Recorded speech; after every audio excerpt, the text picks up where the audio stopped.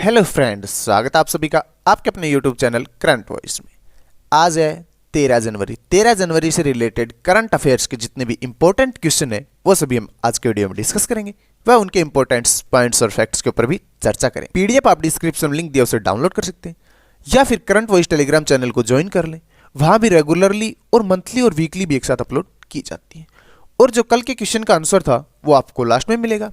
वह आज का क्वेश्चन भी आपसे लास्ट में पूछा जाएगा, तो वीडियो को ध्यान से और पूरा जरूर देखें। क्वेश्चन नंबर 1, अंतर्राष्ट्रीय युवा दिवस कब मनाया जाता है? तो अंतर्राष्ट्रीय युवा दिवस कब मनाया जाता है?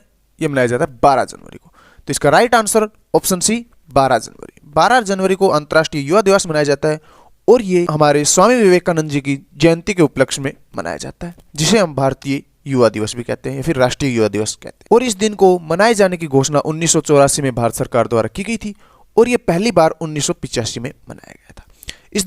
इस दिन को मनाए जाने का उद्देश्य है कि स्वामी विवेकानंद के जीवन, विचारों और दर्शनों के बारे में जानने और उन्हें अपने जीवन में लागू करने के लिए प्रोत्साहित किया जा सके। वर्ष 2021 में स्वामी विवेकानंद जी की 158वीं जयंती मनाई जा रही है, क्योंकि उनकी 12 जनवरी 1963। राष्ट्रीय युवा दिवस 2021 का विषय है challenging youth power for national building. Swami Vivekananda ने 1 मई 1897 को रामकृष्ण मठ और मिशन की स्थापना की थी। 1898 में उन्होंने बेंगलुरु मठ की स्थापना की थी। तो चलते हैं आज के अगले क्वेश्चन की तरफ। क्वेश्चन नंबर 2, भारतीय रिजर्व बैंक ने हाल ही में किस बैंक का लाइसेंस रद्द कर दिया है? तो आरबीआई ने किस बैंक का लाइसेंस रद्द कर दिया है? यह लाइसेंस रद्द किया उन्होंने महाराष्ट्र स्थित वसंत दादर नगरी सरकारी बैंक। तो इसका राइट आंसर ऑप्शन है महाराष्ट्र स्थित वसंत दादा नगरी सहकारी बैंक।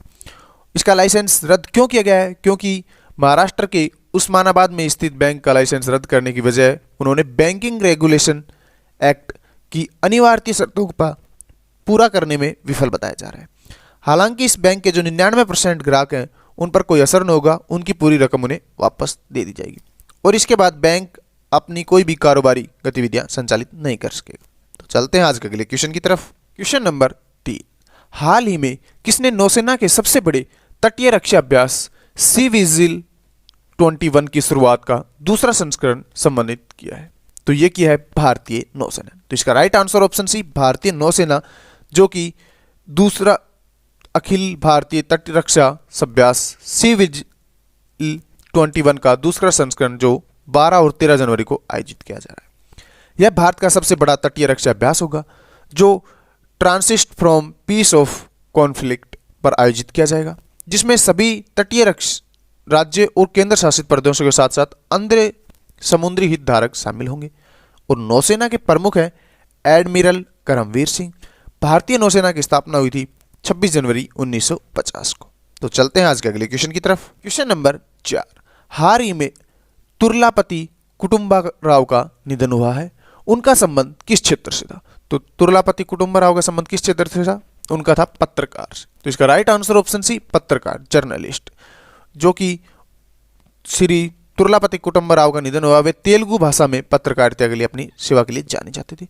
उन्होंने 4000 से अधिक आत्मकथाएं लिखी है और लगभग 16000 से भी अधिक सार्वजनिक भाषण दिए हैं, जिन्हें तेलुगु बुक ऑफ रिकॉर्ड द्वारा विश्व रिकॉर्ड के रूप में दर्ज किया था। साल 2002 में राव को चौथे सर्वोच्च सम्मान, भारत का जो चौथा सर्वोच्च सम्मान है, नागरिक पुरस्कार है, पद्म श्री सहित उनके सम्मान किया गया था उनके कार्य क्षेत्र के लिए। वहीं वह आंध्र प्रदेश राज्य के पहले पत्रकार बन गए जिन्हें यह पुरस्कार मिला, प्राप्त किया। कौन सा पुरस्कार? पद्म श्री। तो चलते हैं आज के अगले क्वेश्चन की तरफ। क्वेश्चन नंबर 5, 51वें भारतीय अंतर्राष्ट्रीय फिल्म महोत्सव में फोकस देश, कंट्री इन फोकस कौन होगा? तो who will be the focus country at the 51th Indian national film festival? तो ये बांग्लादेश। तो इसका right answer option C Bangladesh 51वें अंतर्राष्ट्रीय फिल्म महोत्सव में कंट्री इन फोकस। यह फेस्टिवल 16 जनवरी से 24 जनवरी तक गोवा में आयोजित किया जाएगा और 51वें IFFI में इस खंड में बांग्लादेश की 4 फिल्मों को दिखाया जाएगा। International film festival of India Goa में प्रतिवर्ष 1952 से आयोजित किया जा रहा है। इस कार्यक्रम का आयोजन संयुक्त रूप से मिल फिल्म समारोह निर्देशक, सूचना और प्रसारण मंत्रालय और राज्य सरकार के गोवा राज्य द्वारा किया जा रहा है। बांग्लादेश, तो बांग्लादेश के प्रधानमंत्री हैं शेख हसीना। बांग्लादेश के राष्ट्रपति हैं अब्दुल हमीद। बांग्लादेश की राजधानी है ढाका और बांग्लादेश की मुद्रा है टका। तो चलते हैं आज के अगले क्वेश्चन की तरफ। क्वेश्चन नंबर 4, ढाका मैराथन 2021 में किसने चौथा स्थान हासिल किया है? तो हाल ही में ढाका के अंदर आयोजित मैराथन के अंदर चौथा स्थान किसने हासिल किया है?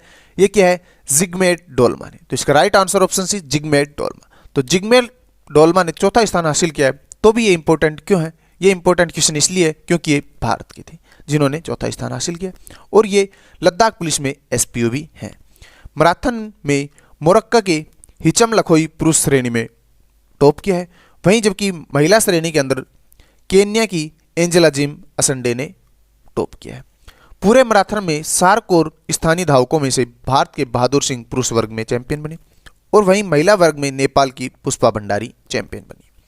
इस मैराथन का आयोजन 1972 में बंगबंधु शेख मुजीबुर रहमान की पाकिस्तान की जेल से बांग्लादेश में वापसी के लिए किया जाता है और इस मैराथन में 42.19 किलोमीटर की दूरी तय की गई, जबकि हाफ मैराथन में 21.09 किलोमीटर की दूरी तय की गई थी। तो चलते हैं आज के अगले क्वेश्चन की तरफ। क्वेश्चन नंबर 7, जम्मू कश्मीर प्रशासनिक सेवा परीक्षा के उम्मीदवारों की आयु सीमा 37 से घटाकर कितने वर्ष कर दी है?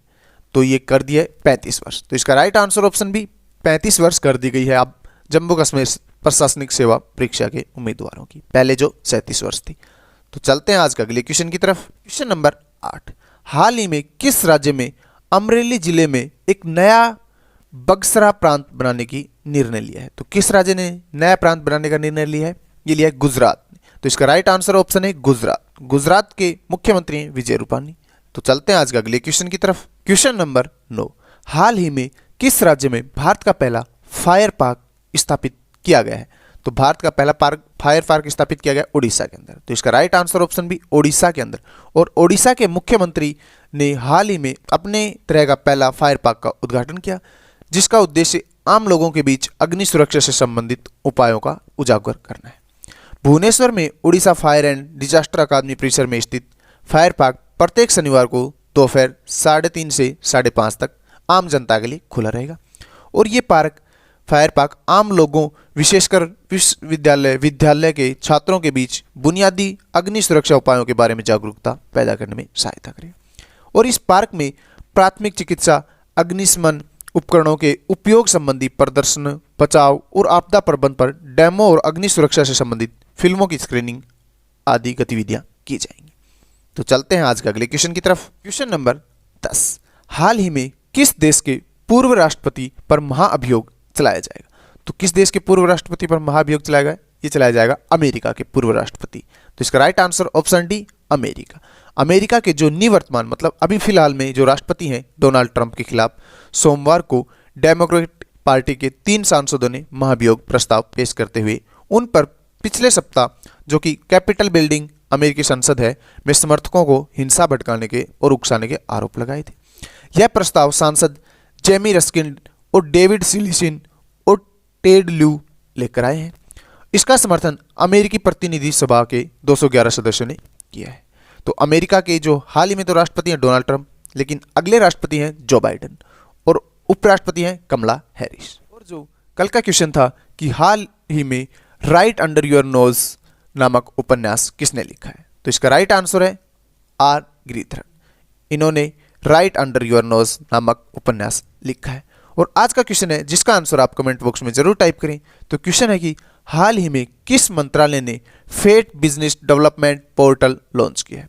तो फेट बिजनेस डेवलपमेंट पोर्टल किस मंत्रालय ने लॉन्च किया है? तो ऑप्शन अपने पास कोयल मंत्रालय, मिनिस्ट्री ऑफ कोल, रेल मंत्रालय, मिनिस्ट्री ऑफ रेलवे, वित्त मंत्रालय, फाइनेंस मिनिस्टर, कृषि मंत्रालय, मिनिस्ट्री ऑफ एग्रीकल्चर। तो इसका राइट आंसर आप कमेंट बॉक्स में जरूर टाइप करें। डेली करंट अफेयर्स के वीडियोस के लिए आप करंट वॉइस यूट्यूब चैनल को सब्सक्राइब करना ना भूलें, क्योंकि यहाँ पर रेगुलरली आपको करंट अफेयर्स के इंपॉर्टेंट क्वेश्चन के साथ वीडियो और पीडीएफ मिलती है।